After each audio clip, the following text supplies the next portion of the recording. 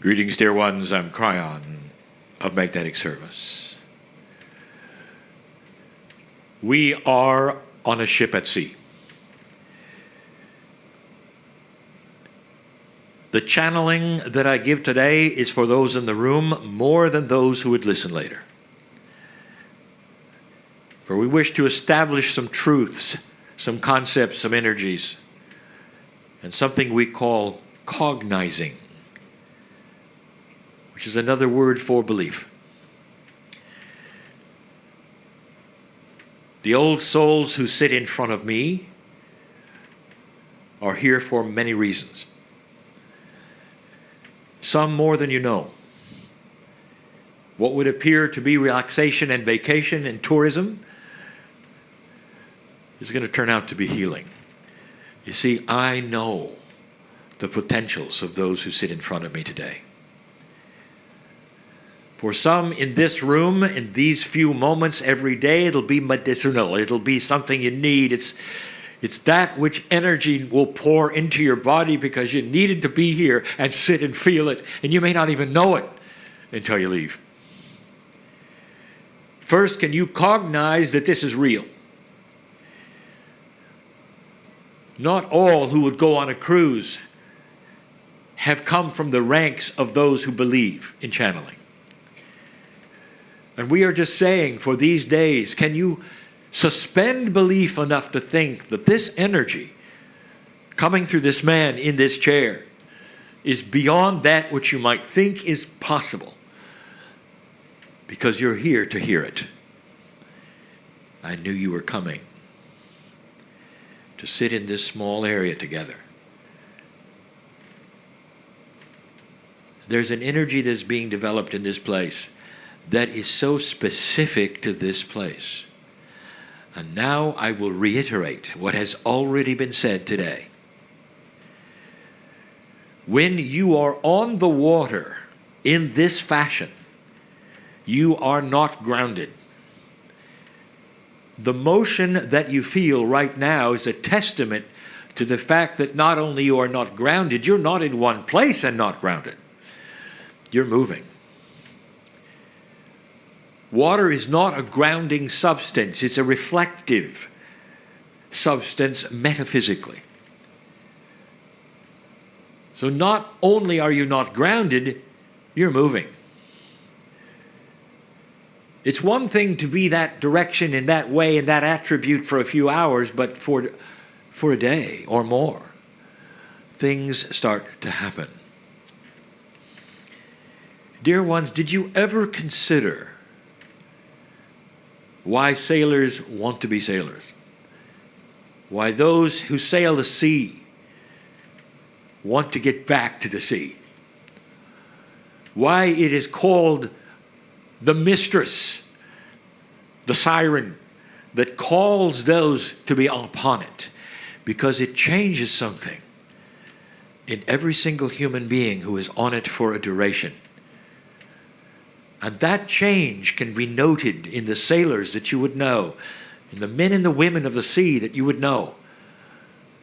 They love it. They find introspection that they could never get anywhere else. It calls to them, it changes them, it makes them actually more creative. It creates hermits. But that's what they want. You know it's true. For those who spend months at sea and come home for a few days or a week, have difficulty at home for a week. It's too social to be with their family. And speaking about social, on the water brings up things that would never happen when you were grounded. If you're here with a family, there will be disputes. Couples will have issues because they turn introspective because they're not grounded. You'd think this would be the last place for an argument, a vacation on a cruise. And yet it brings up things. Those who are esoterically minded, that is to say, who think out of the box and are aware of energies and what they feel like and what they do, those of you who are there know about what I speak right now. You're in the first day of several, where you will be cruising from place to place, sleeping while you move across the earth that you cannot touch or see. You're ungrounded. We have said this, the dreams are different. Your thinking is different. Did you know that many creatives, especially those who write poetry and music and books, love to take ocean voyages because they disconnect from the earth? And in that disconnection, they are free to think out of the box, and they do. Now, the untold story, how many get healed because they're on the ocean? And the answer is lots. The incidence of disease with sailors who spend months on the ocean is radically different from those who stay on the land. And you'll say, well, that's because on the land there's more people, there's more things to catch. That's not what's going on. The body disconnects in a way and becomes introspective in a way, becomes self-healing in a way, consumed with thoughts it would never have if it were on the land. Dear ones, this is an opportunity to reflect. You sit in a posturing, an energy of permission to reflect.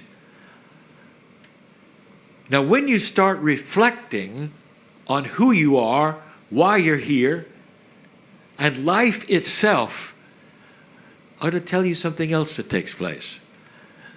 That when you're not grounded, you also have many solutions presented. The grounding is something that keeps you in a place you expect. It helps you to balance. When you're on the ocean, you're freewheel. You can think about anything. You can imagine anything. Did I tell you the best place for affirmations on the planet is on a cruise? Sometimes the grounding keeps you from thinking out of the box. Sometimes that which is what you would call the balancing act you have between ego and other things literally becomes disassembled when you're on the water. You have an allowance right now to do something you may not think you could do. Right now in the room. I want you to reflect. Why are you here? How do you feel? What is your life about? Really? Many ages here. It doesn't matter. You can all ask the same thing. Do you dare ask it? Or will you think a little too much? And that is the other issue. If you're grounded, well, you can turn it off. But if you're on the water, especially moving on the water, you can't turn it off. And what I mean by that is that once you begin asking the questions of your own soul, it starts to give you good answers. Outside of that field which grounds you, you start to get really good answers. It's a mistress, is it not? When you have such good intuition over and over, you want to stay on the water. Ask a sailor, what is it about the ocean? And they will say, it speaks to me. What they're really saying is that they have a connection with something that they don't have on the land.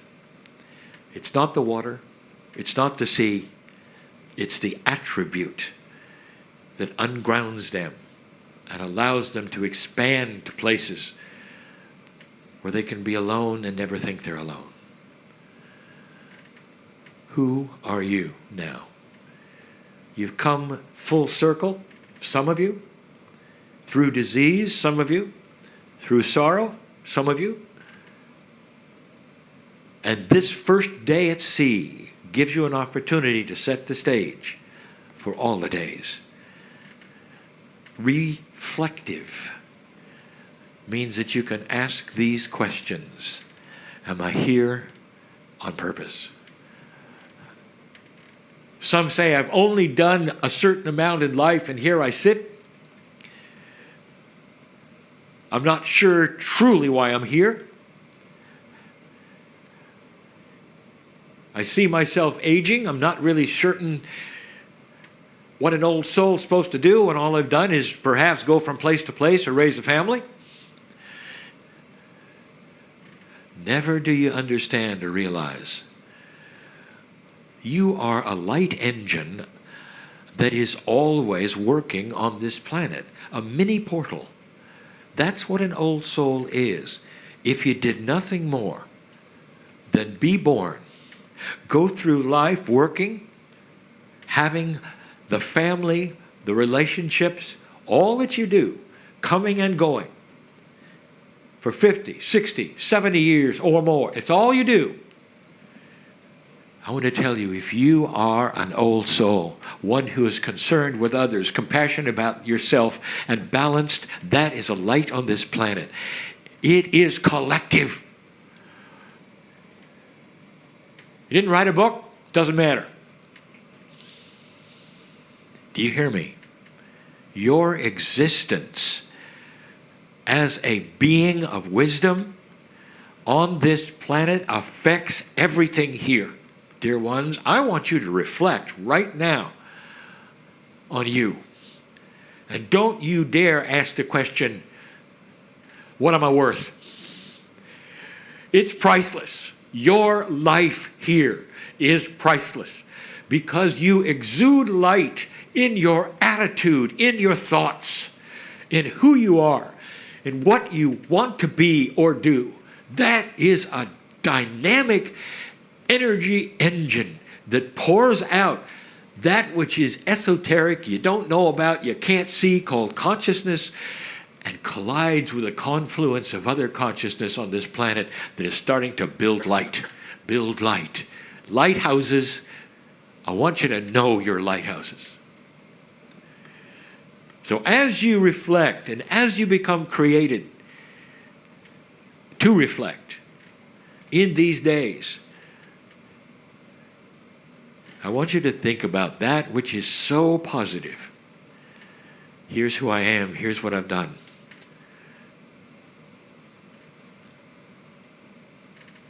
You tend to be so human.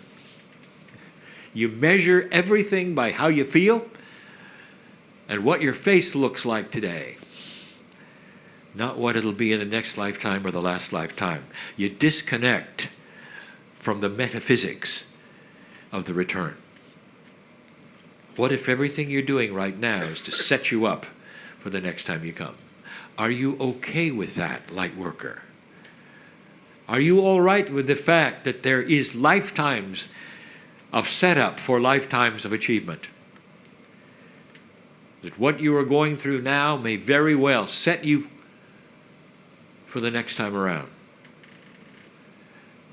I've talked to my partner about that as he reviews who he has been and where he has been, that I tell him about, that he doesn't know.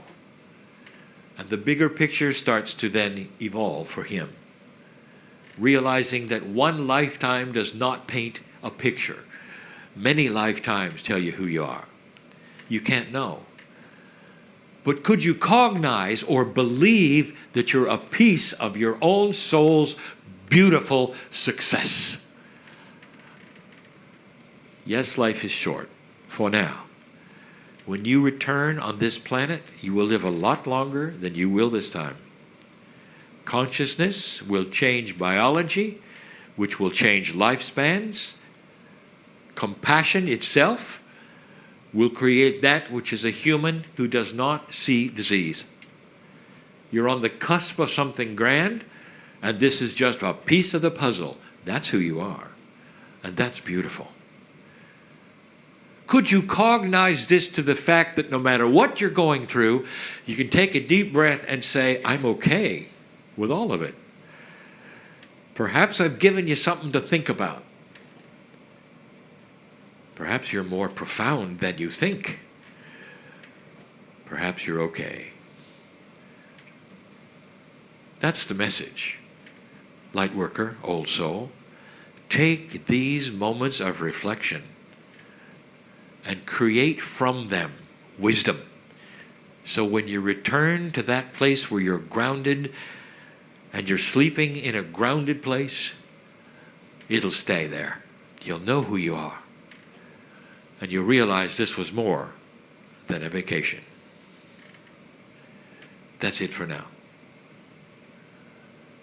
And so it is.